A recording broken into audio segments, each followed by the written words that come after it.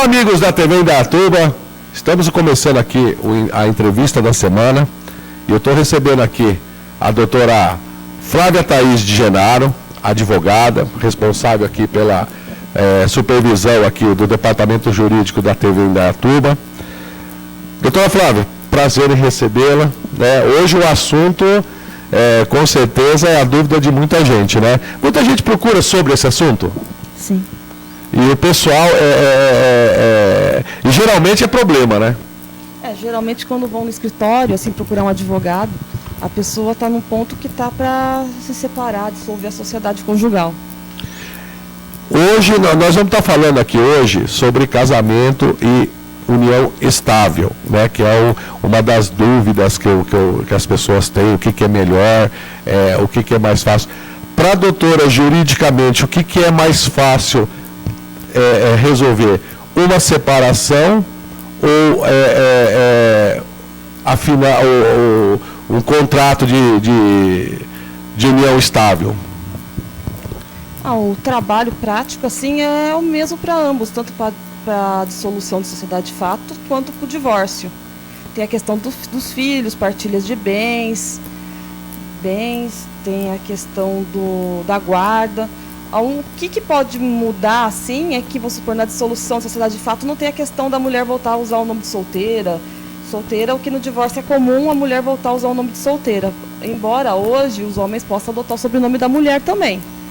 Mas o mais comum é a mulher adotar o sobrenome do marido, a esposa adotar o sobrenome do marido. Hoje a união estável, pelo que a gente vê, é o mais prático, né? É o que mais o pessoal tem optado, a união estável. Aqui no Brasil, a união estável, ela dá os mesmos direitos, né? Ou pelo menos na sua maioria, os mesmos direitos do que uma pessoa legalmente casada? No momento do casamento, você tem que optar pelo regime de bens. E esse pode ser o quê? Comunhão parcial, comunhão universal, separação total de bens. Você opta por um regime de casamento. E nesse regime, quando você vai se casar, vai estipular, vamos supor, como que vai ficar seu patrimônio antes e depois de casado. Na união estável ocorre o seguinte, entendeu?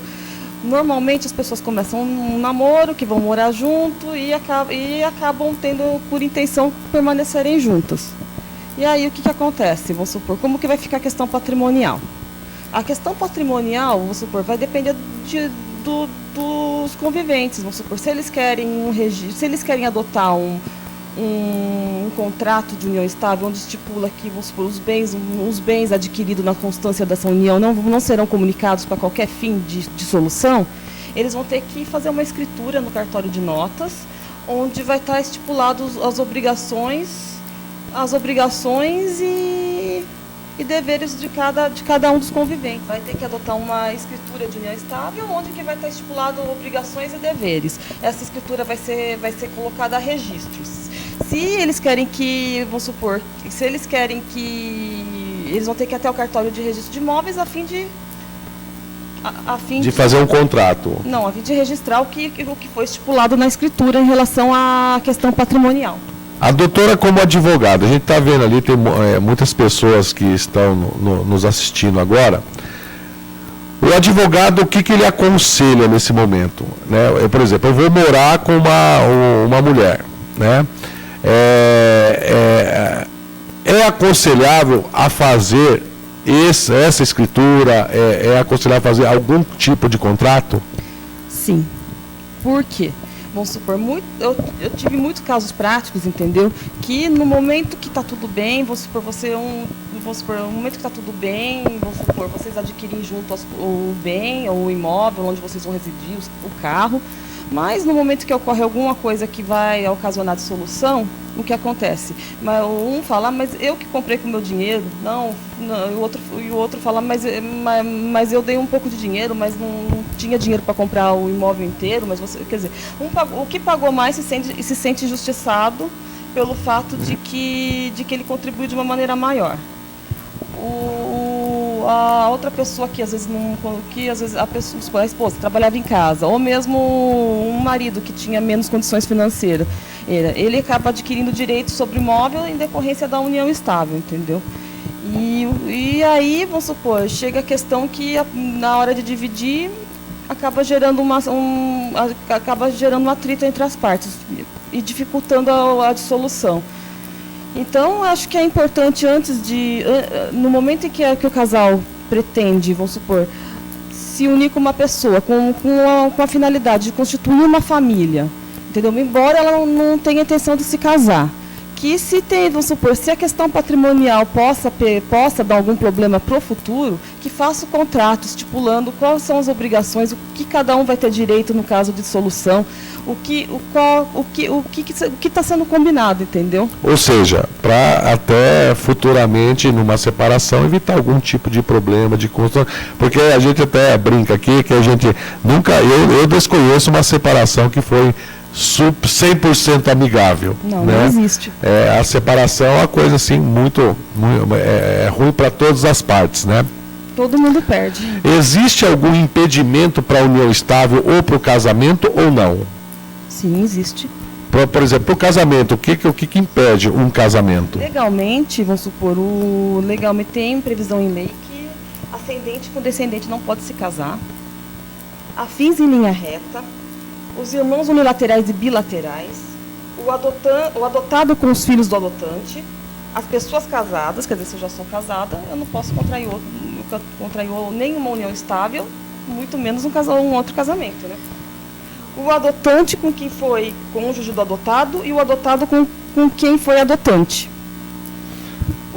Ainda, o cônjuge sobrevivente com o condenado por homicídio ou tentativa de homicídio contra o consorte. Isso aí é para casamento. Para casamento e para união estável. Para união estável também vale. Também vale isso. Isso aí. Então, quer dizer, a união estável ela é reconhecida como entidade familiar. Como entidade familiar. A diferença é que o casamento é um ato solene. Vamos supor, na hora que o casal vai no cartório, fala assim, todas as etapas do casamento tem previsão em lei. Já a união estável deixa as partes mais livres, como que a gente vai querer fazer, entendeu? Você tem uma maior liberdade, não tem toda essa formalidade legal. Você não precisa andar com uma certidão de união estável, só se você quiser. Mas as obrigações e os deveres e os direitos são os mesmos. São os mesmos. Para visita, para guarda, para... Né, quais os direitos e os deveres, doutora, no assunto de adquirir patrimônio, né, na união estável, por exemplo? Você quer saber a questão patrimonial Isso. Ou no geral? No geral. Bom, os direitos e deveres, vamos supor. Uma pessoa que vive em união estável com outra, ela tem a obrigação de ter a guarda dos filhos, educar eles, sustentar eles, de lealdade, de respeito, de assistência. São os mesmos deveres e obrigações que tem no casamento. Tanto no casamento como na união estável, um cônjuge deve zelar deve agir com lealdade em relação ao outro. Entendi. Com respeito, assistência, tudo que você fala, todos os deveres do casamento é igualzinho na união estável. Deixa eu só perguntar, doutor, o pessoal de casa, alguns vão até dar risada, principalmente os mais jovens, mas existe a lei do adultério, né? Existe a lei do adultério a nível de, no casamento e na união estável. É fato isso ou não, doutora? A fidelidade, você está falando? Isso. A fidelidade é uma obrigação, é um dever de ambos os cônjuges, né?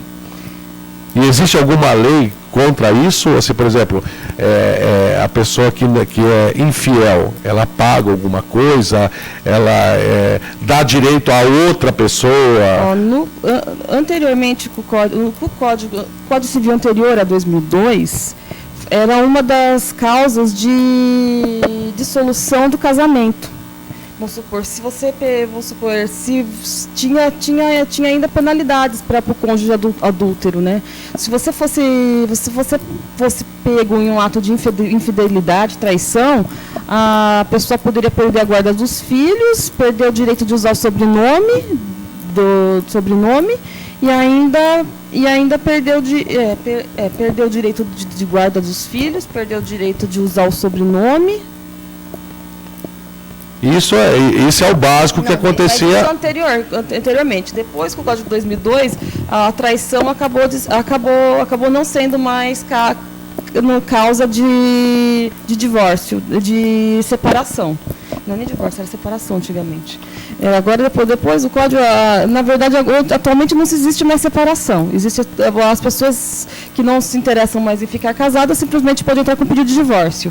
E a traição não é mais causa de dissolução de qualquer sociedade, ou não é que você não conseguir, você não entra mais com divórcio litigioso, você não entra com uma separação litigiosa querendo provar que o cônjuge foi infiel.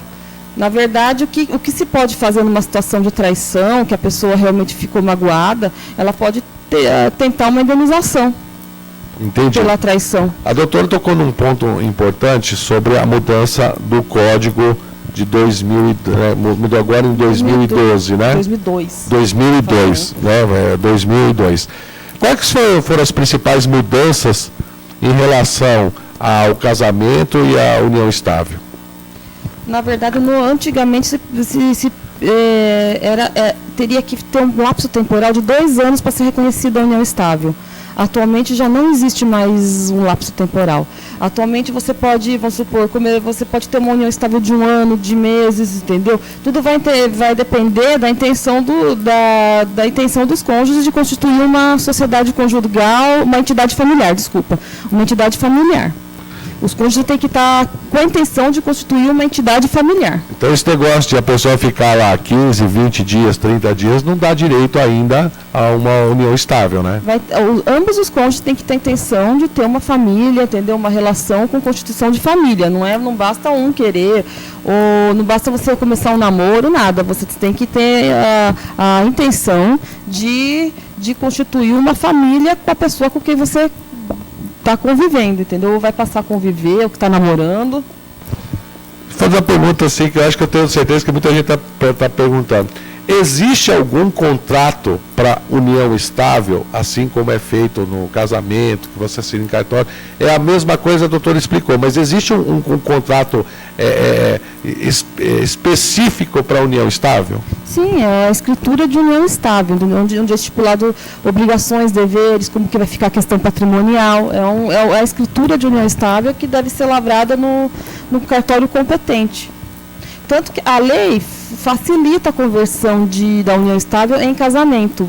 Basta requerer para o juiz. Você leva a escritura que você estipulou, quais são as obrigações e deveres dos cônjuges, entendeu? Pede para o juiz o reconhecimento da sua sociedade conjugal e a conversão em casamento. E você pede isso direto para o juiz, entendeu? E o juiz, a lei facilita a conversão da sociedade de união estável. A lei facilita a sua conversão em casamento. Doutor, hoje a maioria das pessoas faz a opção pela união estável, né? Por que a doutora vendo no ponto jurídico? Por que as pessoas elas estão optando pela união estável e não pelo casamento? Eu acho que, vamos supor... Porque eu estou vendo juridicamente, pelo que a doutora falou, praticamente é a mesma coisa, só não tem o glamour do casamento, vamos dizer assim, né? Mas as obrigações, os direitos, os deveres são praticamente 99% igual. Então, acho que assim, na minha opinião, né, o casamento está ligado ao quê? À posição religiosa da pessoa, entendeu? No mundo moderno, as pessoas estão cada vez mais desvinculadas da religião, estão cada vez mais desvinculadas do formalismo, elas querem mais praticidade e querem menos invasão na sua vida privada. Então, a união estável é uma coisa, vou supor, não preciso mostrar para todo mundo que eu sou casada, eu vou tocar minha namorada, a gente vai morar junto, vamos constituir família. Eu acho que a questão da própria sociedade está mudando, está fazendo com que a cabeça das pessoas automaticamente mude, se transformem também. Na união estável, por exemplo, né, tem os direitos, né, que todo casal tem.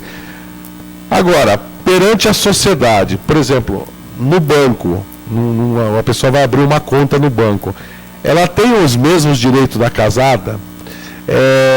por exemplo, em caso de falecimento de uma das partes, ela tem direito à aposentadoria?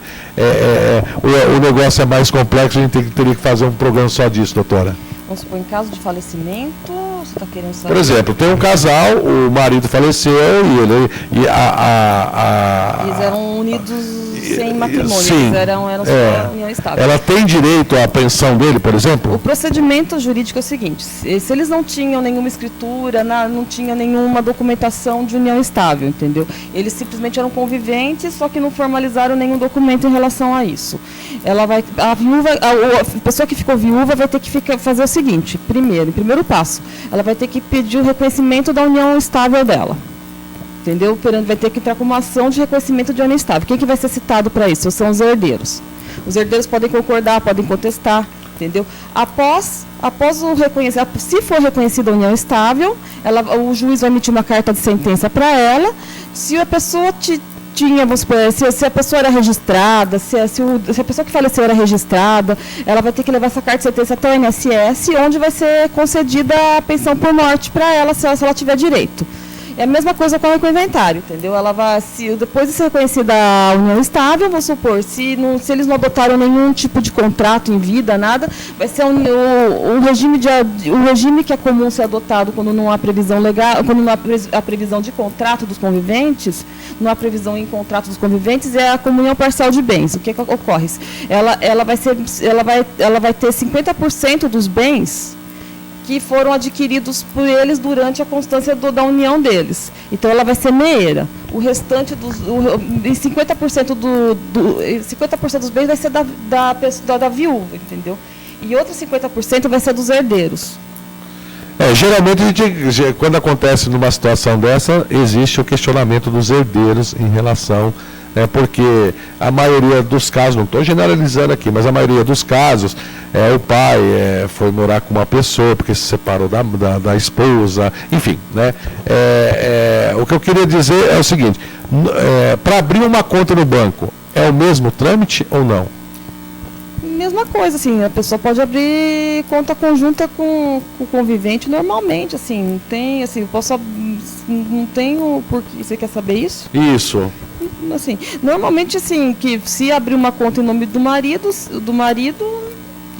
ela, se ele quer, se a conta é dos dois, ela vai colocar conjunta, entendeu? Ele coloca conjunta, normalmente vai ter o mesmo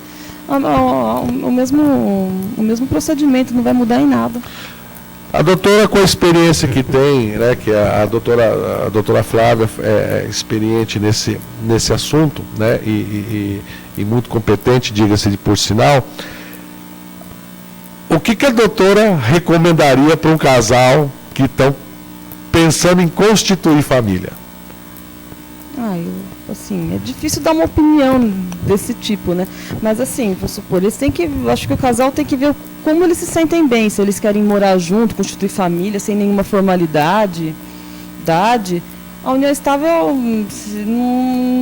eu acho que a preocupação com a questão patrimonial, ela tem que ser levada a sério, entendeu? Não é assim, vou casar, vou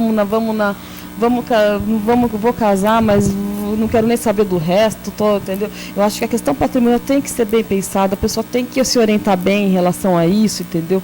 Não fazer tudo à louca, porque mais para frente, se acontecer qualquer problema, ela pode vir se arrepender, falar, ai meu Deus, eu levei um golpe, ai meu Deus, eu devia ter pensado melhor, eu errei, entendeu? E às vezes o que faltou era realmente uma orientação melhor, levar a sério, entendeu? Tanto se a pessoa quer optar pelo casamento, não existe nada, mas tanto o casamento quanto a união estável é uma decisão séria, as pessoas têm que tomar consciência, entendeu? Que elas têm que se preocupar com todos os detalhes. Engraçado, doutor, que isso aí é uma curiosidade minha, que eu vou fazer essa pergunta. É muito difícil alguém chegar assim e falar para a doutora ou para qualquer outro advogado: olha, eu vou morar com uma pessoa, eu quero fazer um contrato de união estável, uma escritura de união estável. É muito difícil acontecer isso, né? É muito difícil. Né? Mas, assim, como as coisas estão mudando, na mesma situação que a pessoa pensa que regime de casamento vai ser melhor para mim, eu acho que isso tem que ser uma coisa que que seja uma rotina mais normal na vida dos casais, entendeu? Até mesmo para evitar conflitos futuros. junto, as pessoas deveriam, é muito difícil realmente, a pessoa vai na empolgação de morar junto mesmo, entendeu? Mas as pessoas já, assim, principalmente quem está trabalhando, quem está no mercado de trabalho, quem quer, vamos supor, quem quer ter um certo patrimônio, entendeu? Entendeu? Deveria já pensar, vamos supor, como que vai ficar em relação à questão patrimonial, entendeu? Como que a gente vai combinar, entendeu? Para ficar uma coisa tanto para os conviventes ter uma noção do que realmente vai ser a vida de casado, entendeu? Em relação à guarda do filho, em relação a dias de visita, é rigorosamente igual como se a pessoa fosse casado. É isso que a lei entende? Os conviventes têm direito, eles têm o dever da guarda aos filhos, né? E hoje está muito comum esse negócio de guarda compartilhada, né, doutora? Também, na hipótese de dissolução da sociedade conjugal, da dissolução da sociedade de fato, vamos supor, a guarda pode ficar compartilhada. No entanto, se os conviventes não se dão muito bem, se a guarda compartilhada vai ser um problema, o ideal é que estipulem um horário de visitas que atenda os interesses de ambas as partes, que fique bom para que os filhos não perdam contato tanto com o pai quanto com a mãe, que para a formação da pessoa do filho, para a formação, para a educação do filho, a convivência com ambos, tanto com o pai como da mãe, é muito importante. Eu conheço vários casos que a mãe proíbe a visita do pai, né? A mãe tem esse direito, ou também o pai proíbe a visita da mãe. Tem esse direito de proibir? Ou somente o juiz que pode determinar se pode ou não visitar? É que numa relação onde houve um divórcio, uma dissolução, existem sentimentos pessoais. E o que acontece? Os pais começam a usar os filhos para pressionar ou para fazer um tipo de chantagem emocional com o outro cônjuge. E aí começa a proibir a visita, não quer fala para o filho não falar com o pai, denigrar a imagem, um começa a denigrar a imagem do outro. E esse instituto atualmente é chamado de alienação parental. Alienação parental. Isso, vamos supor, numa situação em que ocorre isso, inclusive, a pessoa que tem a guarda e que começa a fazer, vamos supor, proibir o filho de, vamos supor, se a mãe, vamos supor, começa a denegrir a imagem do pai, ou proibir a visita do pai, se houver um pedido de guarda ou alteração de guarda, questionando isso, que está havendo alienação parental, se for provado isso, a pessoa ela pode perder a guarda, inclusive. Entendi. E os avós têm direito? A guarda? Não, a visita do neto, a justiça dá algum direito aos avós de visitarem os netos, ou não existe isso? Na verdade, a convivência com os avós não está, assim, não existe previsão na lei, vou supor, assim, na questão dos avós, vai do convívio com as famílias, né? Se a mãe quiser, você não vai ver seu avô ou sua avó. O detentor da guarda que vai estipular isso, entendeu? Estipular, o detentor da guarda fala assim, você vai ver seu avô, você vai ver seu avô, você não, entendeu? A questão aí fica mais realmente para a pessoa que está com a guarda. Que é uma situação desagradável, porque a convivência, né, ou existe a separação, né, ou a dissolução, não é um convívio muito harmonioso, né, doutor? Então, isso aí já gera um certo tipo de problema, né? Então, os avós, perante a lei, não tem nada que determine que ela tem direito. O que acontece é o seguinte, vamos supor, quando o pai está com a visita, entendeu? Os avós visitam quando está com o pai, entendeu? Se houve uma situação em que houve uma separação, uma dissolução que foi traumática, entendeu? A questão de, vamos supor, dos avós do pai, querer, se a guarda está com a mãe nessa hipótese, da guarda está com a mãe e a visita do pai. Não é o ideal que, vamos supor, se houve algum problema sério de família, que os avós paternos vá visitar na casa da mãe. Aproveita a visita no horário de visita do pai.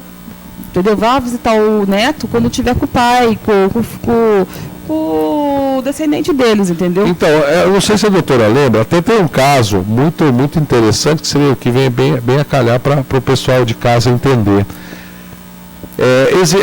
Não sei se a doutora acompanhou esse caso uma brasileira que morava na Austrália e veio para o Brasil e acabou falecendo, e o filho ficou com a avó, e veio o pai, não sei se é da Austrália, dos Estados Unidos, pegou, em uma briga judicial, pegou a criança e levou para os Estados Unidos, né? E a avó aqui ficou desesperada, porque queria que ele morasse com ela. Nesse caso, a avó não tem direito, quem tem direito é o pai. O pai está vivo, realmente a guarda é dele. Se a mãe faleceu, a guarda vai... eles eram separados, é isso? Isso. Tá, e a guarda estava com a mãe? E a guarda estava com a mãe. Ela estava morando a mãe estava morando com a avó, né? Ela faleceu e o neto ficou com a avó. Mas ficou quanto tempo com a avó? Eu não lembro, eu acho que deve ter ficado uns 2, 3 anos. Né? E ela não regularizou a guarda? Não regularizou, e ele morava nos Estados Unidos e ele veio buscar o filho para levá-lo embora. E aí foi aquela briga judicial, aquele negócio. Nesse caso, é o pai que fica com a guarda. É o pai. Tanto que se a avó quisesse a guarda do neto, ela teria que entrar com pedido e o pai autorizar a guarda com ela. Na verdade, vamos supor, se depois, vamos supor, ocorrendo o falecimento do detentor da guarda, entendeu? O outro cônjuge sobrevivente tem a preferência da guarda. A avó só ficaria se o pai não quisesse. Se abrisse mão da guarda. Abrisse mão da guarda. Daí ele ficaria com a avó. Entendi. Doutor, eu vou fazer uma outra pergunta que eu acho que todo mundo comenta, e a gente ouve muito isso na rede social. Que pensão dá prisão? Quem não paga a pensão vai preso, que eu acho que é a única lei que funciona no Brasil aqui, que a gente vê no pessoal. Quando é que sai a prisão de quem não paga a pensão, doutora? É o seguinte, vamos supor, a pessoa está sem pagar, e aí a guarda está com a mãe, o pai estipulou uma pensão e não conseguiu pagar, vamos supor, não conseguiu pagar. A mãe que é a detentora da guarda tem que ir até o advogado, entrar com um processo de execução de alimentos. As 3 últimas prestações é sob pena de prisão. As demais anteriores seria sob pena de penhora. Vamos supor, se tiver 3 pensões atrasadas, o advogado entra com uma petição pedindo a citação do executado para pagamento em 3 dias sob pena de prisão. E a pensão, ela é determinada pelas condições do que o pai ganha, né? Porque muito se fala desse negócio de 30%, né? Agora, quem ganha o salário mínimo vai pagar 30%? Existe um mínimo, existe um máximo? Como é que funciona, doutora? Normalmente, vamos supor, é de acordo com as condições do pai. Normalmente é fixado por jurisprudência 30% dos rendimentos líquidos do pai ou da mãe. Vamos supor, se o pai for ficar com a guarda da mãe, se a mãe for ficar com a guarda do pai, entendeu? É 30% dos rendimentos líquidos da pessoa que vai contribuir, que não é o detentor da guarda, que vai contribuir para o sustento com pensão alimentícia. É dos rendimentos líquidos, que é descontado no olerite ou pago diretamente ao detentor da guarda. E aí, o que ocorre? Se, vamos supor, se a pessoa não está registrada, se estipula essa pensão em salário mínimo, entendeu? Se a pessoa recebe um salário mínimo, vamos supor, se estipula 50%, normalmente estipula 50% do salário mínimo, se ela recebe um salário, vamos supor, se os vencimentos dela é em salário mínimo, não tem registro em carteira, entendeu? Tem todos esses porém, é fixado em salário mínimo, vamos supor, em porcentagem do salário mínimo. Se a pessoa, vamos supor, provar que ela só recebe um salário mínimo, o juiz vai fixar de 30% a 50% do salário mínimo que ela tem que pagar a título de pensão. Normalmente, se a pessoa não tem como comprovar renda ou possui os rendimentos assim, que são mais modestos, se fixa em meio salário mínimo.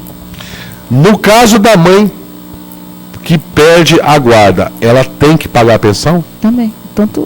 Também. Ela tem que pagar? Vamos supor, se a guarda estava com a mãe. Não tem esse negócio de ser porque é homem, porque é mulher, não, perante a justiça não, né? Se a guarda estava com a mãe e ela perdeu por algum motivo, a guarda voltou para o pai.